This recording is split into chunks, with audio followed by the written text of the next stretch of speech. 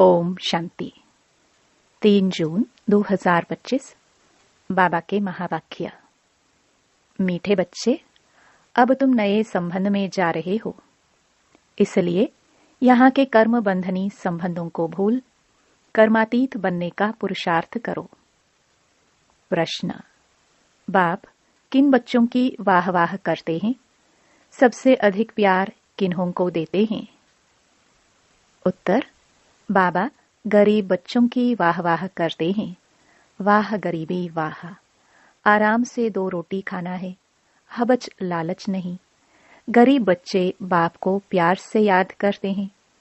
बाबा अनपढ़े बच्चों को देख खुश होते हैं, क्योंकि उन्हें पढ़ा हुआ भूलने की मेहनत नहीं करनी पड़ती है। ओम शांति। अब बाप को बच्चों के प्रति रोज रोज बोलने की दरकार नहीं रहती कि अपने को आत्मा समझो।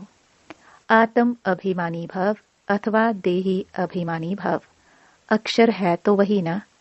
बाप कहते हैं अपने को आत्मा समझो। आत्मा में ही 84 जन्मों का पाठ भरा हुआ है। एक शरीर लिया, पाठ बजाया, फिर शरीर खलास हो जाता है। आत्मा तो अविनाशी है। तुम बच्चों को यह ज्ञान अभी ही मिलता है और कोई को इन बातों का पता नहीं है। अब बाप कहते हैं कोशिश कर जितना हो सके बाप को याद करो। धंधाधोरी में लग जाने से तो इतनी याद नहीं ठहरती। गृहस्थ व्यवहार में रहकर कमल फूल समान पवित्र बनना है। फिर जितना हो सके मुझे याद करो। ऐसे नहीं कि हमको नेष्टा में बैठना है। नेष्टा अक्षर भी रॉन्ग है, वास्तव में है ही याद। कहाँ भी बैठे हो बाप को याद करो। माया के तूफान तो बहुत आएंगे। कोई को क्या याद आएगा, कोई को क्या। तूफान आएंगे जरूर, फिर उस समय उनको मिटाना पड़ता है कि न आए। यहाँ बैठे बैठे भी माया बहुत तंग करती रहेगी। यही तो युद्ध है। जितने हल्के होंगे उतने बंधन कम होंगे। पहले तो आत्मा निर्बंधन है। जब जन्म लेती तो माँ बाप में बुद्धि जाती है, फिर स्त्री को एडॉप्ट करते हैं। जो चीज सामने नहीं थी वह सामने आ जाती। फिर बच्चे पैदा होंगे तो उनकी याद बढ़ेगी। अब तुम सबको यह भूल जाना है, एक बाप को ही याद करना है। इसलिए ही बाप की महिमा है। तुम्हारा मात पिता आदि सब कुछ वही है, उनको ही याद करो। वह तुमको भविष्य के लिए सब कुछ नया देते हैं, नए संबंध में ले आते हैं। संबंध तो वहां भी होगा ना। ऐसे तो नहीं कोई प्रलय हो जाती है। तुम एक शरीर छोड़ फिर दूसरा लेते हो। जो बहुत अच्छे अच्छे हैं वह जरूर ऊंच कुल में जन्म लेंगे। तुम पढ़ते ही हो भविष्य 21 जन्मों के लिए। पढ़ाई पूरी हुई और प्रारब्ध शुरू होगी। स्कूल में पढ़कर ट्रांसफर होते हैं ना, तुम भी ट्रांसफर होने वाले हो। शांति धाम फिर सुख धाम में। इस चीची दुनिया से छूट जाएंगे। इसका नाम ही है नरक। सत्य को कहा जाता है स्वर्ग। यहाँ मनुष्य कितने घोर अंधियारे में हैं। धनवान जो हैं वह समझते हैं हमारे लिए यहाँ ही स्वर्ग है। स्वर्ग होता ही है नई दुनिया में। यह पुरानी दुनिया तो विनाश हो जानी है। जो कर्मातीत अवस्था वाले होंगे वह कोई धर्मराजपुरी में सजाए थोड़ी भोगेंगे। स्वर्ग में तो सजा होगी ही नहीं। वहां गर्भ भी महल रहता है, कोई दुख की बात नहीं। यहाँ तो गर्भ जेल है जो सजाए खाते रहते हैं। तुम कितना बार स्वर्गवासी बनते हो, यह याद करो तो भी सारा चक्कर याद रहे। एक ही बात लाखों रुपए की है। यह भूल जाने से, देह अभिमान में आने से माया नुकसान करती है। यही मेहनत है।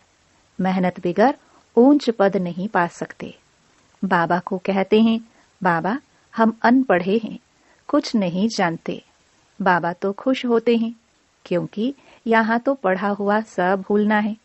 यह तो थोड़े टाइम के लिए शरीर निर्वाह आदि के लिए पढ़ना है। जानते हो ना, यह सब खलास होने का है।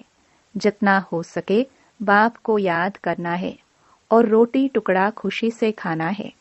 वाह गरीबी इस समय की, आराम से रोटी टुकड़ खाना है, हबच नहीं। आजकल अनाज मिलता कहाँ है, चीनी आदि भी धीरे धीरे करके मिलेगी ही नहीं। ऐसे नहीं तुम ईश्वरीय सर्विस करते हो तो तुमको गवर्नमेंट दे देगी।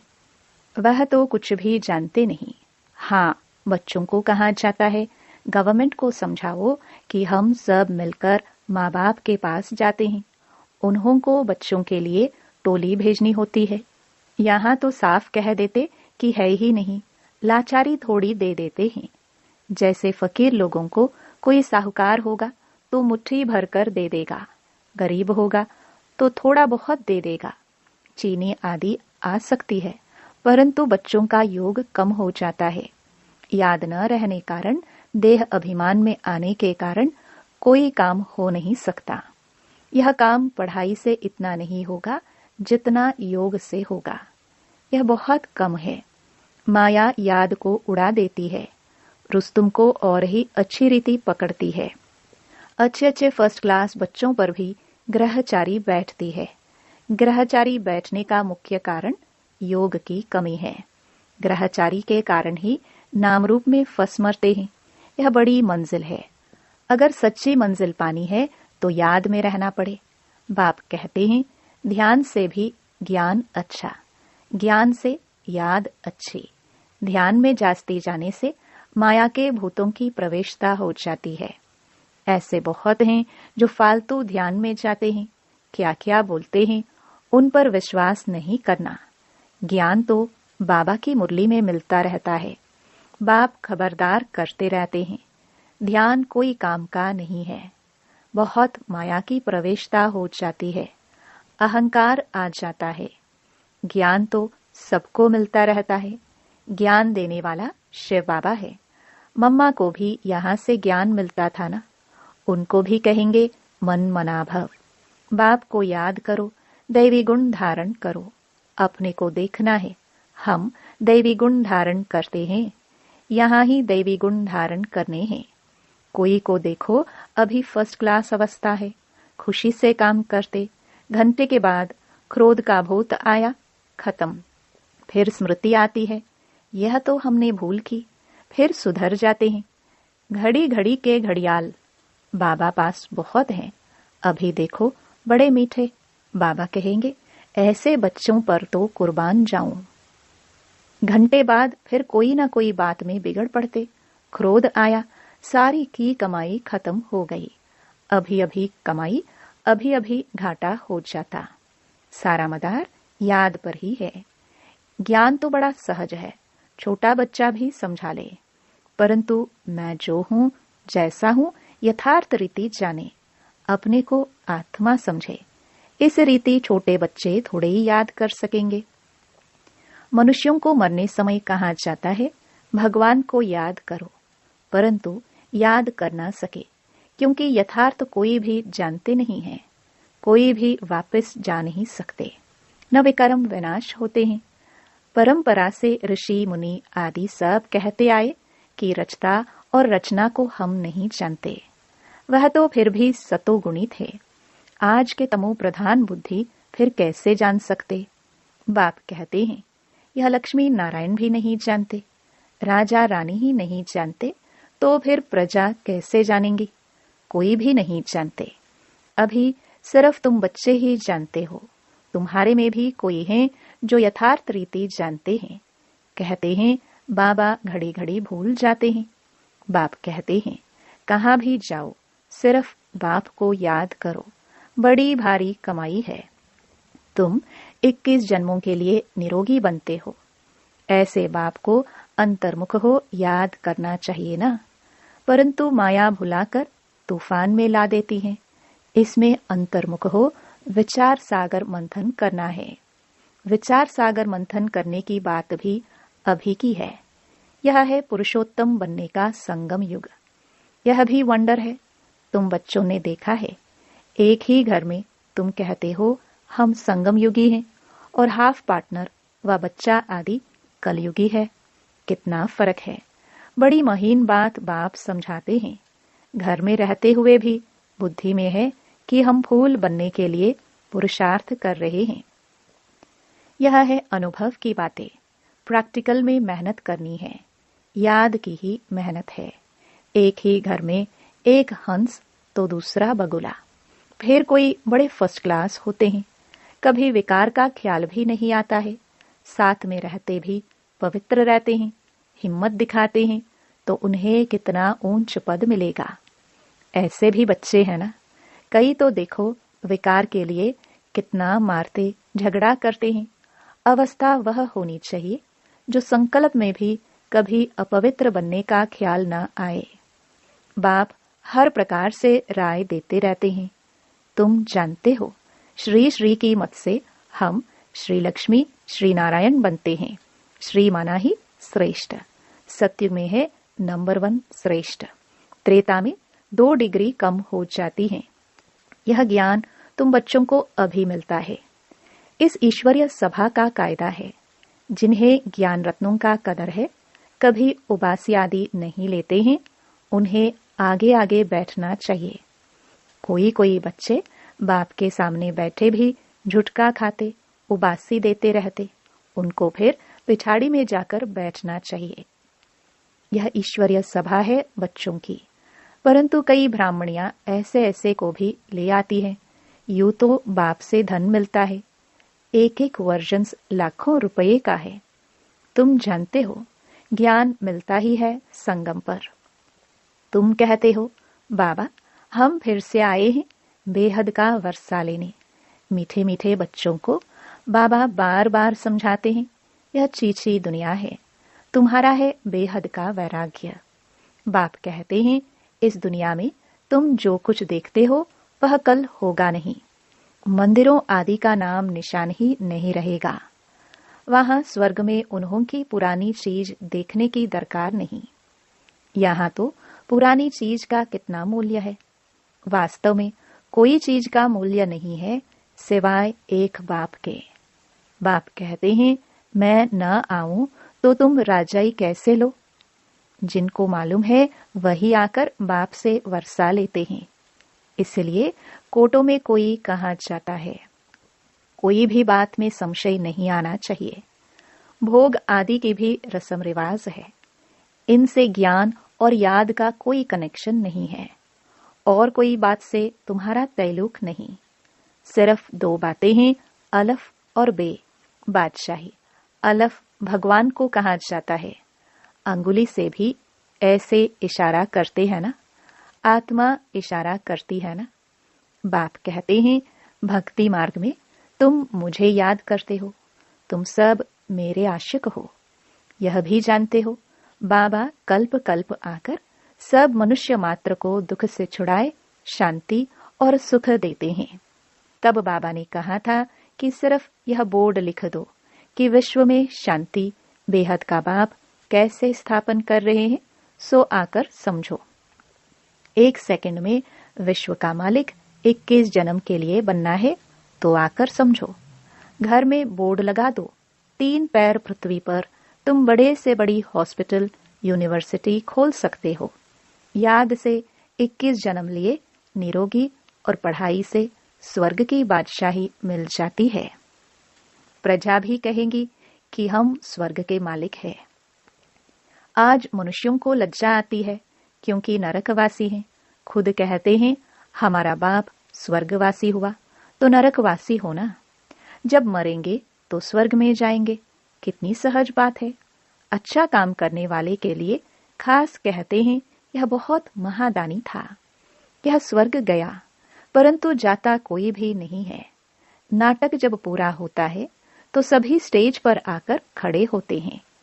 यह लड़ाई भी तब लगेगी जब सभी एक्टर्स यहाँ आ जाएंगे, फिर लौटेंगे। शिव की बारात कहते हैं ना, शिव बाबा के साथ सभी आत्माएं जाएंगी। मूल बात, अभी 84 जन्म पूरे हुए। अब इस जूती को छोड़ना है।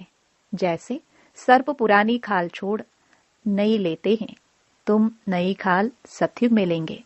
श्री कृष्ण कितना खूबसूरत है, कितनी उसमें कशिश है, फर्स्ट क्लास शरीर है। ऐसे हम लेंगे। कहते हैं ना, हम तो नारायण बनेंगे, यह तो सड़ी हुई छीछी खल है।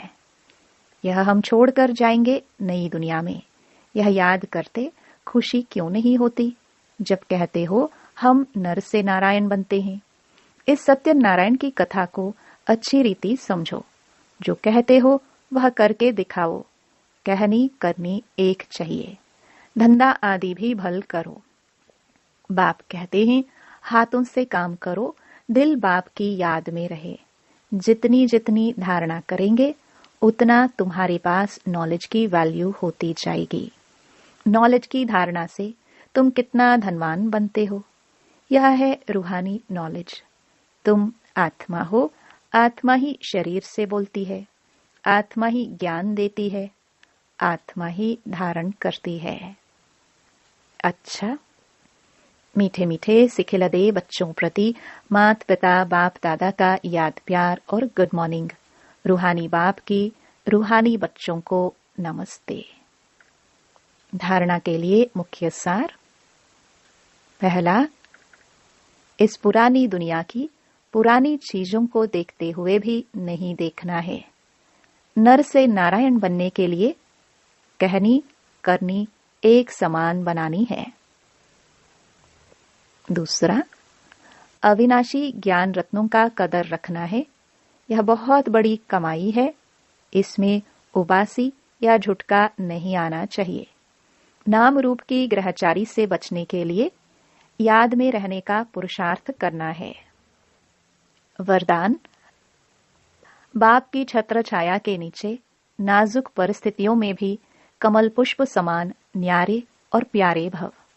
संगम युग पर जब बाप सेवाधारी बनकर के आते हैं तो छत्र छाया के रूप में बच्चों की सदा सेवा करते हैं। याद करते ही सचखंड में साथ का अनुभव होता है। यह याद की छत्र छाया कैसी भी नाजुक परिस्थितियों में कमल पुष्प के समान न्यारा और प्यारा बना देती है। मेहनत नहीं लगती। बाप को सामने लाने से, स्वस्थिति में स्थित होने से कैसी भी परिस्थिति परिवर्तन हो जाती है। स्लोगन, बातों का पर्दा बीच में आने न दो तो बाप के साथ का अनुभव होता रहेगा। अव्यक्त इशारे, आत्मिक स्थिति में रहने का अभ्यास करो, अंतर्मुखी बनो। किसी भी विघ्न से मुक्त होने की युक्ति है सेकंड में स्वयं का स्वरूप अर्थात आत्मिक ज्योति स्वरूप स्मृति में आ जाए और कर्म में निमित्त भाव का स्वरूप। इस डबल लाइट स्वरूप में स्थित हो जाओ तो सेकंड में हाई जंप दे देंगे। कोई भी विघ्न आगे बढ़ने में रुकावट नहीं डाल सकेगा। ओम शांति।